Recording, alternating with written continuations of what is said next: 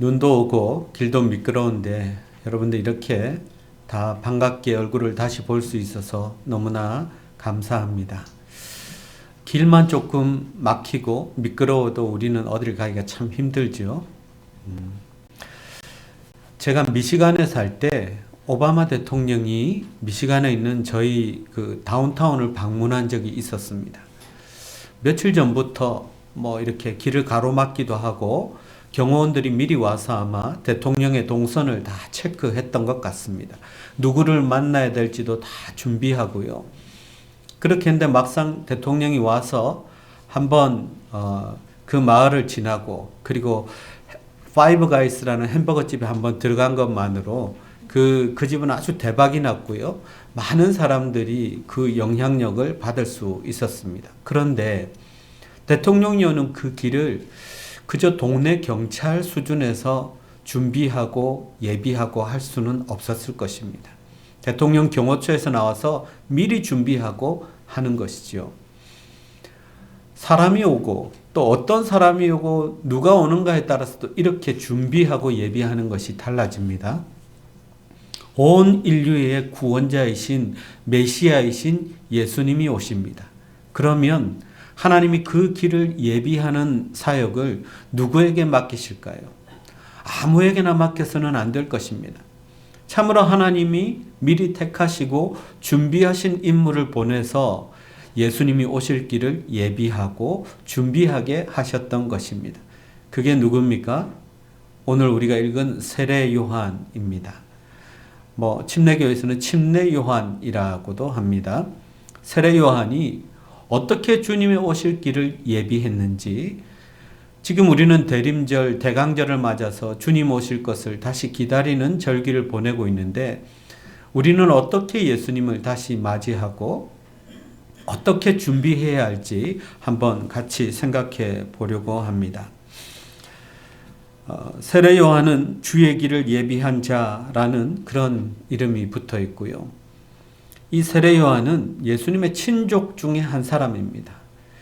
사가랴라는 제사장과 엘리사벳이라는 여인 사이에서 태어났는데요. 예수님보다 6개월 전에 태어났어요. 그런데 세례 요한은 복중에서부터 굉장히 성령이 충만한 아이라고 그렇게 여겨집니다. 예수님의 어머니 마리아가 사가랴와 엘리사벳을 방문했을 때에 복중에서부터 뛰어놀았다 그렇게 이야기를 하니까요. 성령이 충만한 사람이었을 것입니다. 그런데 이 세례 요한이 지금 어디에 있습니까? 광야에 있습니다. 왜 광야에 있을까요? 왜 광야에 있을까요? 부모가 나이가 많아서 아마도 세례 요한은 혼자가 되었을 거라고 생각합니다. 왜냐하면 예수님이 오셨을 때 예수님이 오시기 전에 이 사가랴와 엘리사벳도 아주 늦은 나이에 아이를 가졌습니다. 그러니까 출생을 하고 예수님이 공생의 사역을 시작할 때까지 30년이 흐르니까 아마도 부모님들이 돌아가셨다고 볼 수 있습니다. 또 한 가지 이유는 신학자들이 추측할 때 에세네파의 일원이었을 것이라고 추측을 합니다. 에세네파는 세상이 싫어서 속세를 떠나서 저 광야에 가서 동굴에서 생활하면서 말씀을 읽고 기도하던 그런 경건주의 학파라고 할 수 있습니다. 아마도 세례 요한이 그 중에 한 사람이었을 거라고 생각합니다. 어쨌든 세례 요한이 지금 광야에서 말씀을 외치고 있습니다. 여러분, 광야는 어떤 것이죠? 사막하고 또 다릅니다. 사막은 가끔가다 오아시스도 있는데 광야 그 자체는 물도 없고요. 또 길도 험합니다. 아예 걸어가는 것 자체가 힘들고 어려운 곳이 광야라는 것입니다. 그런데 그 광야에서 지금 세례 요한이 외치고 있습니다. 복음을 전하기에, 복음 전파하기에 아주 취약한 지역 아닙니까? 일단은 들을 사람이 없는 거죠. 이렇게 복음을 전파하려면, 메시지를 선포하려면 사람들이 좀 많이 모이는 시장이나 공터나 광장이나 성전 앞에서 외쳐야 될 것 같은데 들을 사람도 별로 없는 곳에서 세례 요한이 외치고 있습니다. 왜 그럴까요? 그것은 구약의 말씀을 이루기 위해서입니다. 오늘 본문을 보면 3절 말씀에 이사야 선지자가 광야에서 외치는 자의 소리가 있을 것이다 라고 예언했습니다. 바로 그 말씀을 그대로 이루기 위해서 그는 지금 광야에서 외치고 있습니다. 왜 광야일까요? 다시 한번 여러분께 여쭤봅니다. 왜 광야일까요? 일단은 하나님의 말씀을 순종하고 우리가 어떤 사역을 하려면 항상 하나님의 말씀을 순종하는 것부터 시작해야 됩니다. 그래서 말씀을 이루는 것이 중요하고요. 또 한 가지는 광야란 곳은요, 하나님의 음성이 잘 들리는 곳입니다.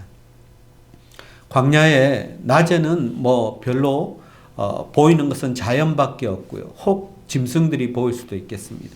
밤이 되면 아무것도 보이지 않습니다. 소리는 가끔 들리는 것은 혹 시냇물이 있다면 시냇물 소리가 들리겠죠. 바람이 불면 바람 소리가 들리겠죠. 그러나 사람들의 소리가 들리지 않는 것이죠.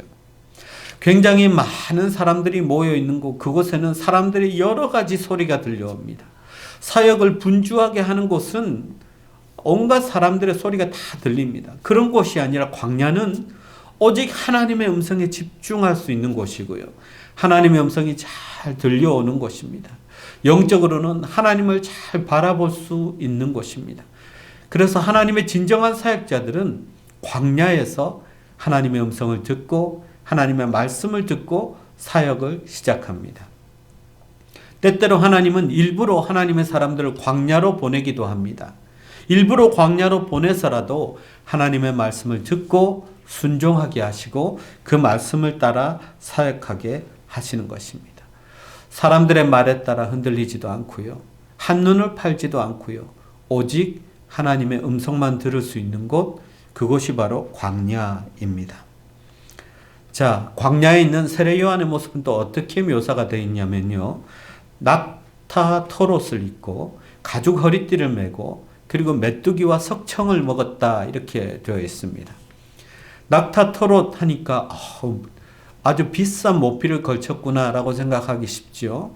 가죽 허리띠 정도 되면 그게 뱀가죽이든 소가죽이든 굉장히 명품이 아니냐 그렇게 이야기하는 분들도 계십니다. 메뚜기와 석청, 꿀, 로얄젤리 이런 거는 고단백 저칼로리 진짜 건강식품 아니냐. 그러니까 정말 웰빙 라이프를 산 것이 아니냐 이렇게 생각하는 사람이 있는데 세례 요한의 모습은 그저 광야에서 지내기에 딱 적당한 모습이라고 보면 됩니다. 절대로 사치하는 것도 아니고요. 동굴에서 보통 먹고 자고 하기 때문에 동굴 기온에 맞춰서 딱 낙타 털옷을 딱 입고요. 그리고 주변에서 취할 수 있는 음식이 그런 것들이었기 때문에 메뚜기와 꿀 이런 것들을 먹었던 것입니다. 최소한의 삶의 양식을 가지고 있었습니다. 왜 최소한의 삶의 양식을 가졌을까요? 경건한 사람들은 다른데 사치하고 화려한 일을 하는데 신경 쓰지 않습니다.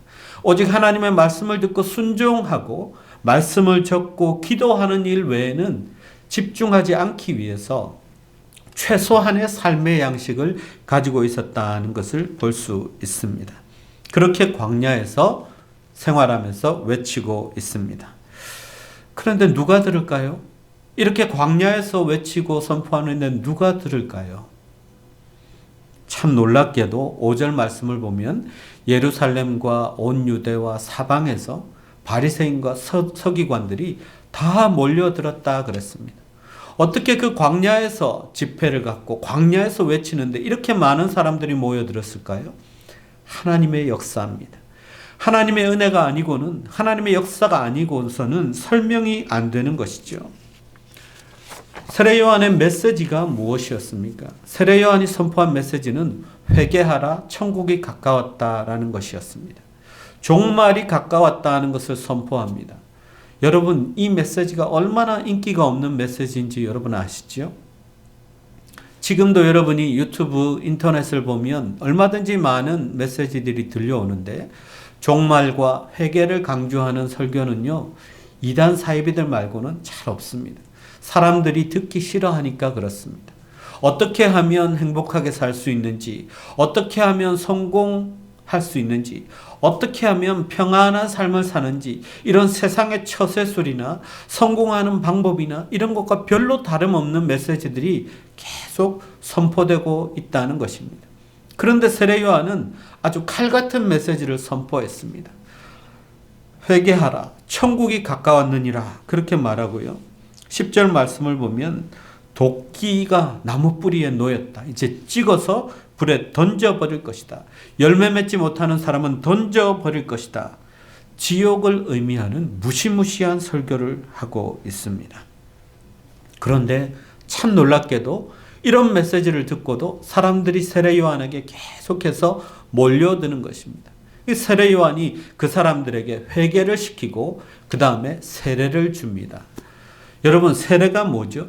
세례는 우리의 옛사람이 죽는 것입니다. 그렇게 잘 먹고 잘 살고 싶고 행복하고 싶고 나만 알고 어떻게 하면 이 세상에서 더 많이 갖고 더 높은 위치에 갈까 생각하던 사람들이 그 옛사람을 죽이고 주님 앞에 나를 죽여주십시오, 나를 새 사람으로 만들어 주십시오 하고 와서 행하는 예식이 세례라는 것입니다. 물에 빠져서 완전히 죽고 다시 나올 때 새 생명을 얻는 것처럼 이제는 영생을 누리면서 오직 주님만 바라보면서 살겠습니다, 그렇게 다짐하는 것이 세례입니다. 근데 사람들이 죽겠다고 나오는 거예요. 살겠다고 그 집회로 나오는 것이 아니라 나를 죽여달라고 나옵니다. 여러분, 이게 사람이 할 수 있는 일입니까? 하나님의 역사입니다. 이때 나온 사람들이 어떤 사람들이죠? 오늘날로 말하면 신학교 교수급 되고요, 아주 큰 대형교회 목회자 같은 사람들이 이제 막 산에서 광야에서 와가지고 꼴은 거짓꼴이고 옷도 뭐같이 입고 뭐 같은 피골이 상접한 그런 채로 회개하라, 천국이 가까웠다라고 선포하는 그 세례 요한의 메시지를 듣고 수많은 사람들이 몰려들었다는 것입니다. 이것은 바로 하나님의 역사입니다. 여러분, 제가 신학교 다닐 때 아주 좋아했던 목사님이 계신데요, 마이클 호튼이라는 목사님입니다. 이분의 책을 보면 미국제 복음주의를 경계하라, 이런 말씀이 있었는데요, 그 내용을 보면 이런 내용이 있습니다. 30년 전이죠. 앞으로도 교회는 많은 사람들로 차고 넘칠 것입니다. 그러나 그 사람들은 더 이상 하나님을 찾지 않을 것입니다. 하나님 없는 교회, 사람들끼리 모여서 서로의 요구에 서로의 욕구를 만족시켜주며 그렇게 교제하고 친목하면서 교회는 이어질 것입니다. 그렇게 선포를 했어요. 30년 전에 과연 그럴까 했는데 진짜로 그렇게 됐어요. 일부분은 하나님 없는 신앙생활 하는 사람들이 있습니다. 그저 교회 와서 사람들 만나고 교제하고 우리끼리 좋다라고 하면서 그냥 지내는 사람들이 생겨났다는 것입니다. 그런데 사람들은 더 이상 많아지지 않습니다. 아주 급격히 줄고 있습니다. 왜 그럴까요? 교회가 생명력을 잃어버렸기 때문입니다. 그런데 하나님이 역사하시니까 그 메시지를 통해서 심판을 설교하는데도 이렇게 수많은 사람들이 몰려들었다는 것입니다. 당대의 유명한 신학자들 혹은 바리새인, 사두개인 이런 사람들이 다 왔으니까 오늘날로 말하면 신학교 교수들, 목사님들 이런 사람들이 몰려든 것과 마찬가지입니다. 자, 여러분, 그러면 세례 요한이 무슨 생각을 할까요? 여러분이 세례 요한이라면 어떤 생각을 할 것 같습니까? 내가 좀 뜨고 있는데, 내 메시지가 사람들에게 먹히는데, 사람들이 이렇게 많이 오니까 이제는 그 낙타 트롯 같은 거 좀 벗어버리고 좀 멋진 옷을 입고 그냥 저 광야에서 잘 것이 아니라 호텔 같은 숙소에서 이제 자도 될 것 같고, 가만히 보니까 제자들도 하나둘 늘어나는데 내가 친히 나가서 바위 틈 다니면서 메뚜기 잡고 꿀 따고 할 필요도 없겠네. 나를 따르는 사람들 시키면 되겠네. 얼마든지 그렇게 생각할 수 있지 않습니까? 더구나 더 놀라운 것은 사람들이 수군대기 시작했습니다. 저 사람 혹시 구약에 예언한 엘리야 아니야? 구약에서 예언한 메시아 아니야? 사람들이 막 그렇게 이야기하고 있습니다. 우리 같으면 어떻게 할까요? 그냥 내가 입만 닫고 있어도 나중에 밝혀질 때 밝혀지더라도 사람들이 나를 막 높여주고 찾고 좋아하는데 그냥 그걸 즐길 수도 있지 않겠습니까?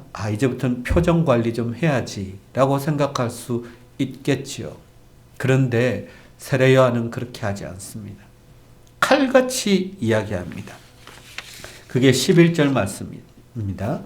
나는 너희가 말하는 그런 엘리야도 아니고 메시아도 아니고 너희로 회개하기 위하여 물로 세례를 베푸는, 나는 물 세례를 베푸는 사람이지만 내 뒤에 오시는 분은 성령과 불로 세례를 줄 것이다.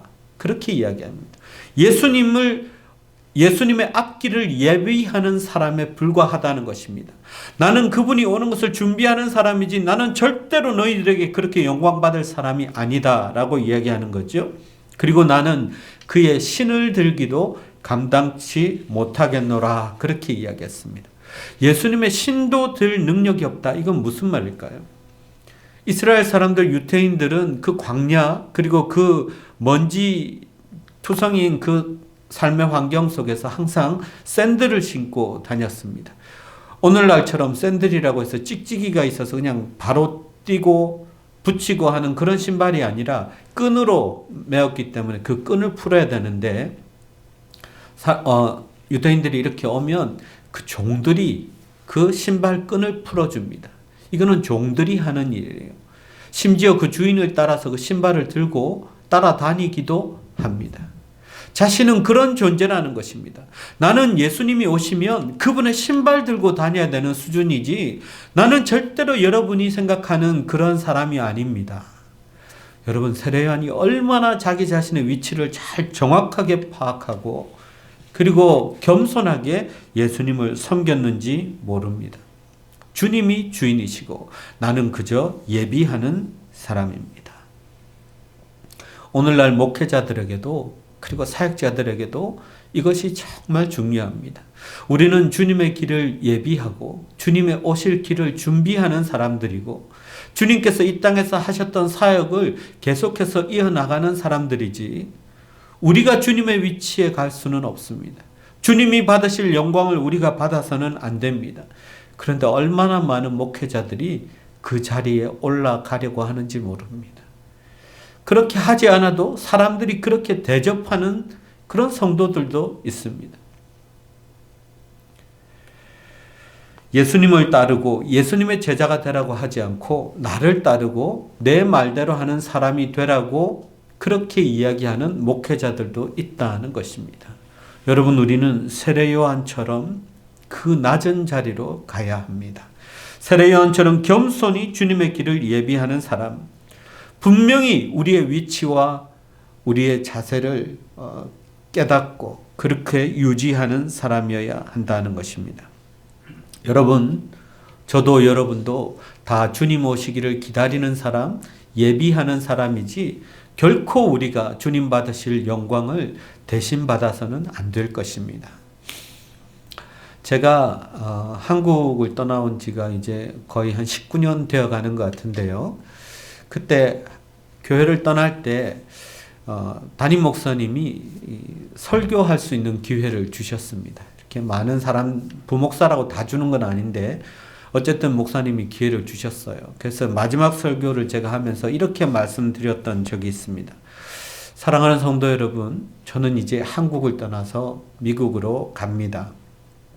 어디에 가서 어떻게 살지 또 어떻게 목회를 할지도 아직 아무것도 정해진 것이 없습니다. 그래서 저는 여러분에게 기도를 부탁드리고 싶습니다. 제가 부탁드리고 싶은 기도는 제가 국자 같은 목사가 되는 것입니다. 국자는, 여러분 국자 아시죠? 예. 국자는 외모도 훌륭하지 않습니다. 예쁜 커피잔처럼 주인이 남들에게 자랑하고 은근히 보이기 좋은 곳에 두지도 않고 저 찬장 구석에 그냥 못에 걸려있는 그런 존재입니다. 혼자서는 서지도 못하는 것이 국자라는 존재입니다.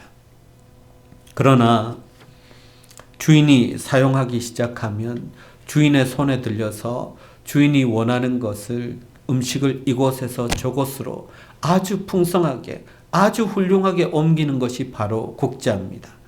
커피잔이나 밥그릇처럼 음식을 가리지도 않습니다.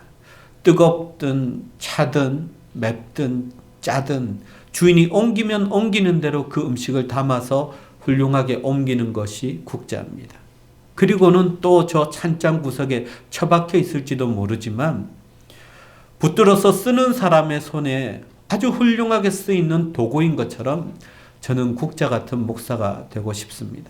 하나님께서 어디에 옮기셔서 무엇을 담아주셔도 그 말씀을 있는 그대로 사람이 많든 적든 어떤 환경이든 있는 그대로 전하는 목사가 될 수 있도록 여러분 기도해 주십시오 라고 그렇게 말씀을 드렸습니다. 그러면서 혹시 국자를 보시거든 저를 기억하시고 잊지 말아 주십시오 이런 말도 했던 것 같아요.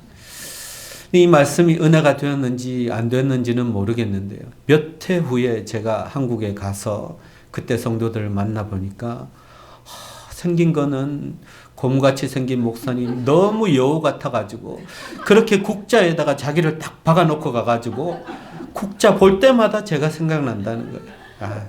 감사합니다. 볼 때마다 기도해 주십시오. 그렇게 이야기를 했습니다.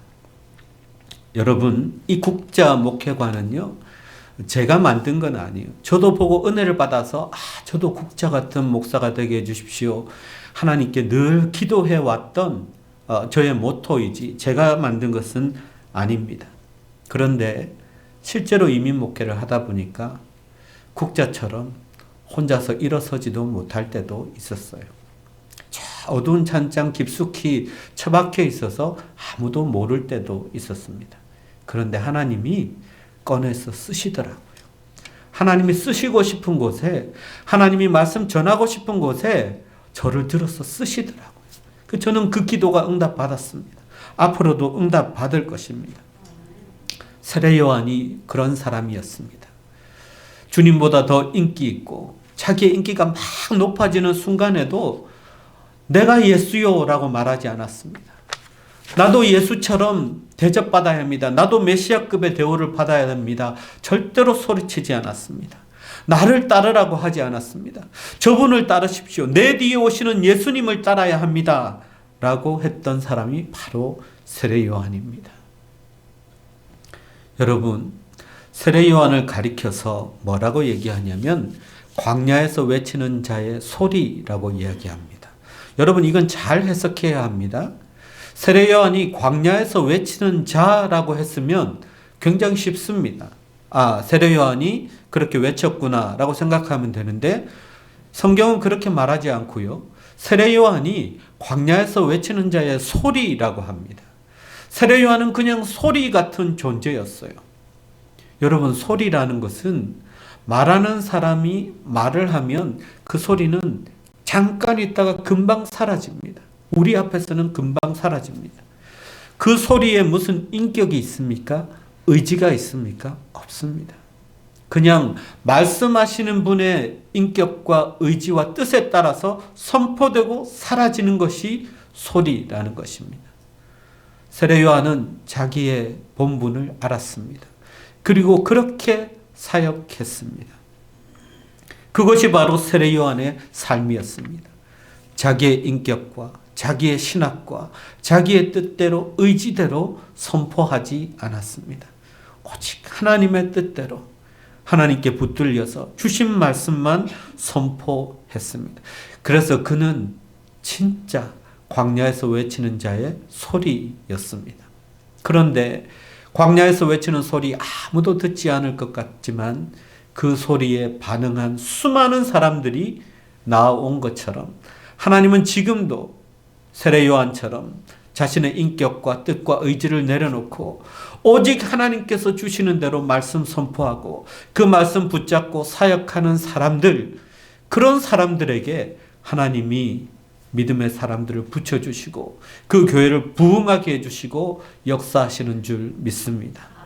여러분, 우리가 주님을 기다리지만 결코 화려하고 크고 멋지고 그런 교회로 주님이 임하시는 것이 아니라 세례 요한처럼 자기 본분에 맞게 잘 준비하는 사람, 잘 예비하는 사람, 겸손히 주님 오실 길을 기다리며 묵묵히 자기 사역을 감당하는 사람, 그런 사람들에게 예수님은 오실 것입니다.